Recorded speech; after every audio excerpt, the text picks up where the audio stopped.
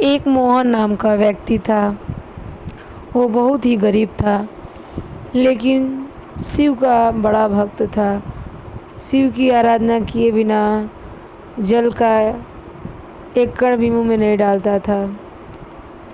शिव भजन भी करता था और उसके पास कोई खेत भी नहीं था कि खेती बाड़ी का काम कर सके, इसलिए वो जंगल से लकड़ियाँ काट कर बाज़ार में बेचता था। उससे जो पैसे मिलते थे उससे अपना गुजर बसर करता था। रोज़ का उसका यही काम था। एक दिन ऐसे ही जंगल में लकड़ियाँ काट रहा था तो उसको बहुत जोरों की प्यास लगी। वो पानी की तलाश में इधर उधर देखने लगा तो उस जंगल में उसे एक झोपड़ी दिखाई दी।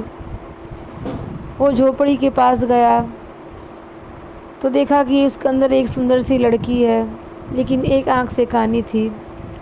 बोला, मुझे बहुत तेज़ की प्यास लगी है, मुझे पानी चाहिए। उस लड़की ने उसको पानी पिलाया और उस आदमी ने पूछा कि इस घने जंगल में अकेले रहती हो, क्या तुम्हें डर नहीं लगता?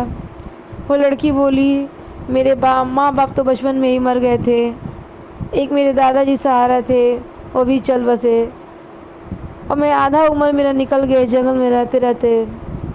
अब मैं जंगल में कोई भय नहीं लगता। अब दादाजी के जाने के बाद मैं अकेली पड़ गई हूँ। तो व्यापारी बोला कि जो दशा तुम्हारी है वही दशा मेरी भी है, मेरा भी कोई नहीं है, मैं भी अनाथ हूँ, अकेला हूँ। एक बात बोलूँ, कहीं तुम्हें बुरा ना लगे? लड़की बोली, नहीं बोलो। बोला, तुम्हारा भी कोई नहीं है, मेरा भी कोई नहीं है, हम दोनों का बस परमात्मा के सिवा दुनिया में कोई है नहीं, हमसे विवाह कर लो। लड़की बोली, मैं एक आँख की कानी हूँ, तुम्हें कोई हर्ज तो नहीं है? वो व्यापारी बोला, नहीं, मुझे कोई हर्ज नहीं है। वो मंदिर में जाकर विवाह कर लेते हैं और अपने घर चले जाता है लेके उसको। जब घर जाता है तो आस पड़ोस को मालूम चलता है कि मोहन ने शादी कर लिया है। सब लोग बहू को देखने आते हैं, लेकिन एक आँख का काना देखने पर सब लोग उसका मजाक उड़ाने लगते हैं। सब लोग ये बोलते हैं, क्या तुम्हें लड़की नहीं मिल रही थी जो एक आँख की कानी लड़की से तूने विवाह कर लिया? मुझसे बोलता, मैं अच्छी लड़की ढूंढ के ला के देती।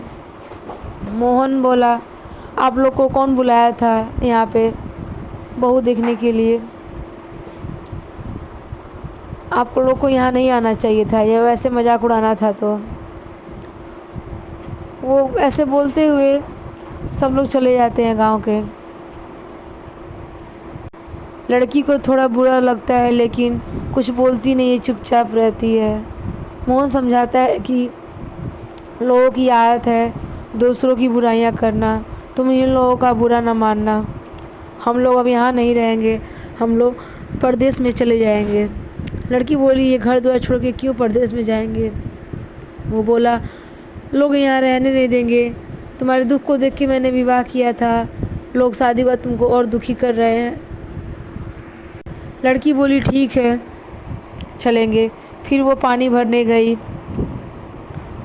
वहाँ भी उसका लोग मजाक उड़ाने लगे, ये तो एक आँख की कानी है, एक आँख की कानी है। वो घर आई और पानी भी लेके नहीं आई।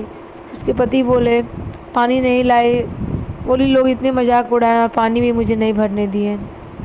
वो बोला, हम लोग अब एक मिनट नहीं रुकेंगे, अब कल ही की सुबह हम लोग चले जाएंगे शहर को। अब वो उन लोग जो ही गठरी लेके बाहर निकले तो ही एक ब्राह्मण आए और बोले, आज की रात मेरी कुटिया में ठहरो और सुबह निकल जाना।